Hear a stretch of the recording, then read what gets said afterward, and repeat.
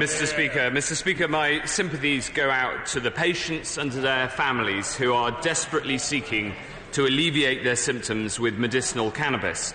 Mr. Speaker, we're working hard to get the right approach. The law was changed on the 1st of November last year to ensure that it is now legal for doctors on the specialist register of the GMC to prescribe cannabis-based products for medicinal use in the UK. Whether to prescribe must remain a clinical decision to be made with the patients and their families, taking into account the best available international clinical evidence and the circumstances of each individual patient. Indeed, there are already prescriptions that have been written for the products that the family attempted to bring into the country, and these have been supplied to patients. Without clinical authorisation, it is of course not possible to import controlled drugs, which is why the products were seized by the Border Force on Saturday.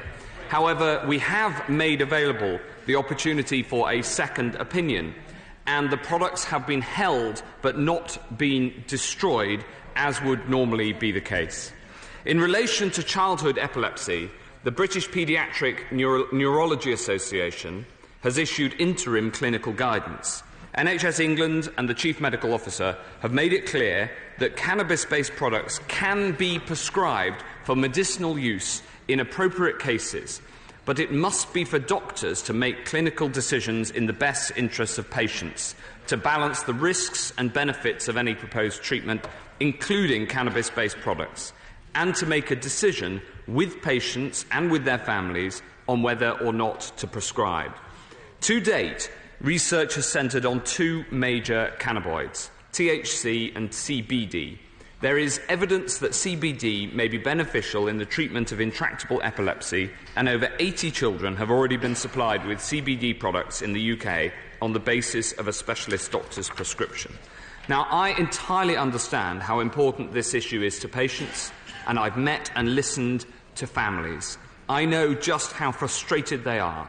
And therefore, after meeting parents, I've taken the following actions. First, I've asked NHS England rapidly to initiate a process evaluation to address barriers to clinically appropriate prescribing. Second, to improve the evidence base and to get medicinal cannabis to patients in need, I've asked the National Institute of Health Research and the industry to take action to produce that evidence in a form that will support decisions about public funding. NIHR has issued 2 calls for research proposals on medicinal cannabis, and I look forward to responses to those consultations. This is in addition to the training package being developed by Health Education England to provide support to clinicians to enable them to make the best decisions with their patients. Mr. Speaker, this is a very difficult area with some heart-rending cases.